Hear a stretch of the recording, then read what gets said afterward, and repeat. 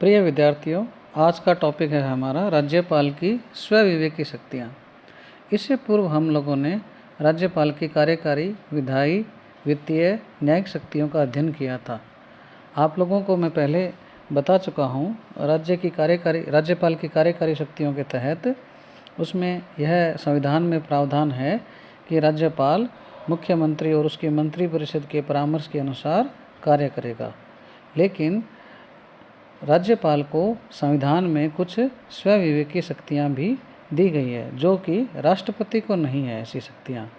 तो आइए हम देखते हैं राज्यपाल को कौन कौन सी शक्तियाँ, स्वविवेकी शक्तियाँ प्राप्त है।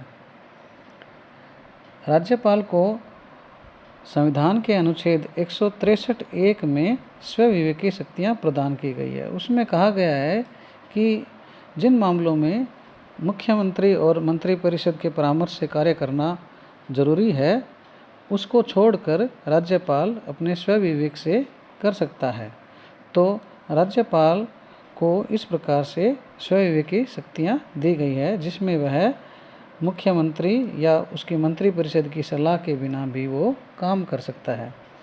राज्यपाल की ये जो स्वविवेकी शक्ति है, इसको हम दो भागों में बांट सकते हैं।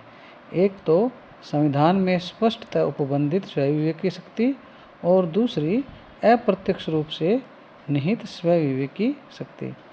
स्पष्ट उपबंधित का मतलब जिनका संविधान में स्पष्ट रूप से उल्लेख किया गया है, और अप्रत्यक्ष रूप से निहित स्वविवेकी शक्ति का मतलब है कंडीशनल शक्तियां हैं। ऐसी कंडीशन हो जाने पर राज्यपाल अपने स्वविवेक से इन शक्तियों का उपयोग करता है। तो हम अब पहले संविधान में जो स्पष्टतः उपबंधित स्वविवेकी शक्ति है, उनका अध्ययन करते हैं। संविधान में जो स्पष्टतः उपबंधित शक्ति है, उसके बारे में हम जो पूर्व में पढ़ चुके हैं वही शक्तियां हैं। जैसे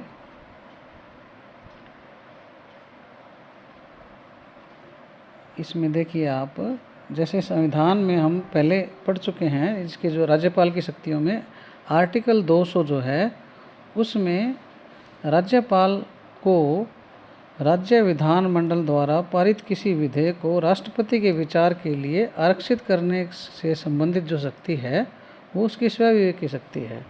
लेकिन कुछ मामले ऐसे हैं जिनमें क्या है, उसको आरक्षित करना ही होता है। जैसा कि आपको पहले मैंने बताया था कि हाई कोर्ट की जो शक्तियां हैं, उसको कम करने से संबंधित यदि कोई विधेयक हो, तो उससे संबंधित मामले को राष्ट्रपति के विचार के लिए रखा जाता है। और अन्य कोई मामले हैं, उस मामले में राज्यपाल अपने स्वविवेक से निर्णय लेता है।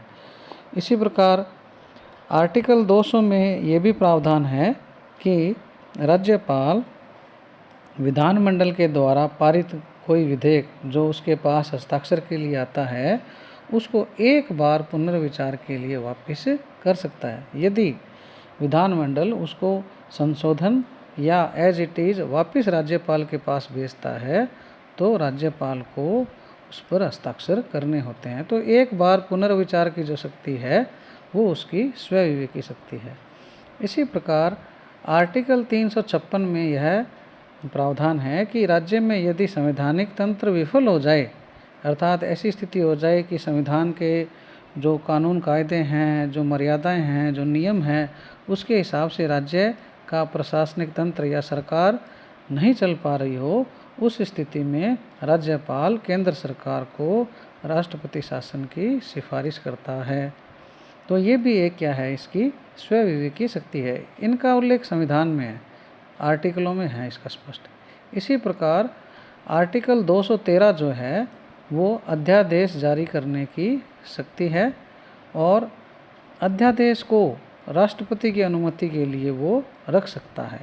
हालांकि अध्यादेश जो है वो मुख्यमंत्री और मंत्रिपरिषद की परामर्श से ही जारी करता है, लेकिन वो अध्यादेश को यदि ऐसा लगे कि ये राष्ट्रपति के विचार के लिए रखा जाना चाहिए, राष्ट्रपति के पास भेजा जाना चाहिए, तो वो उसको भेज सकता है।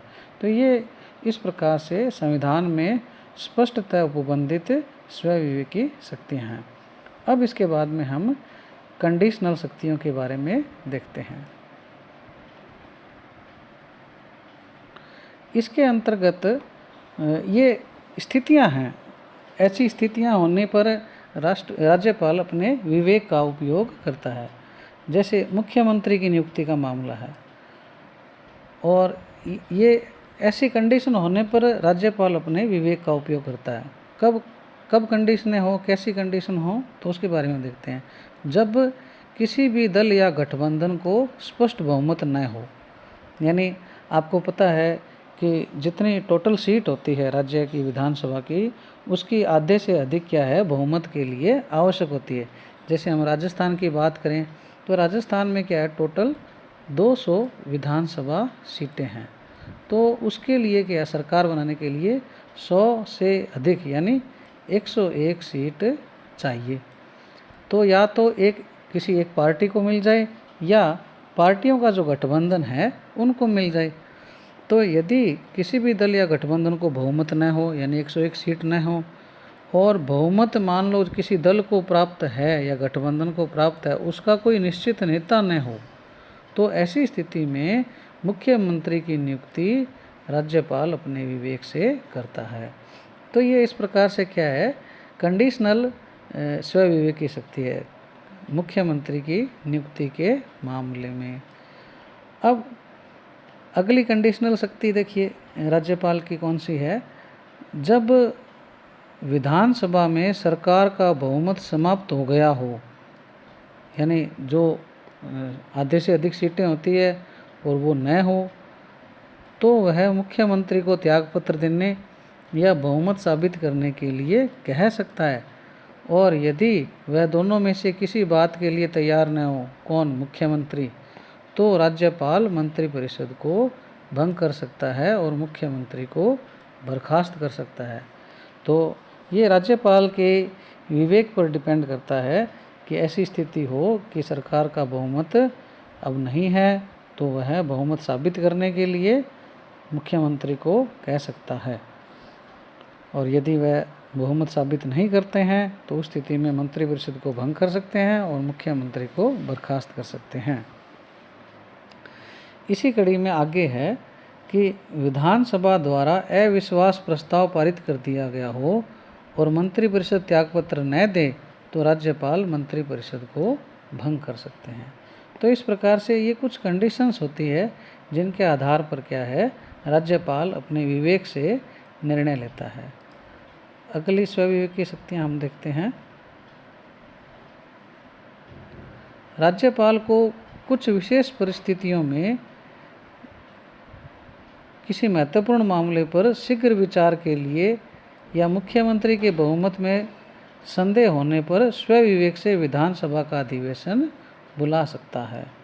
तो राज्यपाल का विशेष अधिवेशन बुलाने की जो ये शक्ति है, ये बहुमत के मामले में हो सकती है, या कोई किसी मुद्दे पर शीघ्र विचार के लिए या चर्चा के लिए अधिवेशन राज्यपाल बुला सकता है।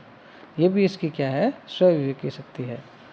राज्यपाल कोई विशेष परिस्थिति हो जाए जिसमें विधानसभा भंग करने के संबंध में मुख्यमंत्री के परामर्श को मानने से इनकार कर सकता है, यानी मुख्यमंत्री ऐसा परामर्श दे कि विधानसभा को भंग कर दिया जाए, तो उस स्थिति में राज्यपाल अपने विवेक का उपयोग करता है, या उसके परामर्श के बिना ही स्वविवेक से भी विधानसभा भंग कर सकता है। तो विधानसभा भंग करने के मामले में राज्यपाल अपनी स्वविवेक का उपयोग करता है। राज्यपाल, इसके बाद में देखते हैं, राज्यपाल स्वविवेक से मुख्यमंत्री सहित किसी भी मंत्री के विरुद्ध भ्रष्टाचार आदि के आरोपों के आधार पर मुकदमा दायर करने की अनुमति दे सकता है। अर्थात यदि ऐसा लगे कि कोई मंत्री या मुख्यमंत्री इस पर करप्शन का मामला है और आरोप हैं, तो उसके आधार पर उस पर मुकदमा दायर करने की परमिशन देता है राज्यपाल। आर्टिकल 163(2) क्या कहता है कि राज्यपाल के द्वारा जो स्वविवेक की शक्तियों के अधीन जो भी निश्चय किया गया है वो अंतिम है, और उसके द्वारा किए गए किसी कार्य को विधि मान्यता के आधार पर प्रश्नगत नहीं किया जा सकता कि उसे यह कार्य स्वविवेक अनुसार करना चाहिए था या नहीं। अर्थात राज्यपाल की स्वविवेकी शक्तियों को काफ़ी हद तक स्वतंत्रता प्रदान की गई है और उसमें उसकी विधि मान्यता के प्रश्न को नहीं देखा जाता कि ये स्वविवेक से करना चाहिए या नहीं। तो इस प्रकार से राज्यपाल को स्वविवेक की शक्तियाँ दी गई है। और ये जो राज्यपाल की शक्तियों का जो टॉपिक है ये हमारे आज कंप्लीट होता है। इसके बाद में हम नए टॉपिक का अध्ययन करेंगे। आपको यदि राज्यपाल के टॉपिक से संबंधित किसी प्रकार का कोई भी प्रश्न हो, कोई जिज्ञासा हो, तो बेझिझक आप कमेंट्स बॉक्स में या मुझे व्हाट्सएप पर पूछ सकते हैं।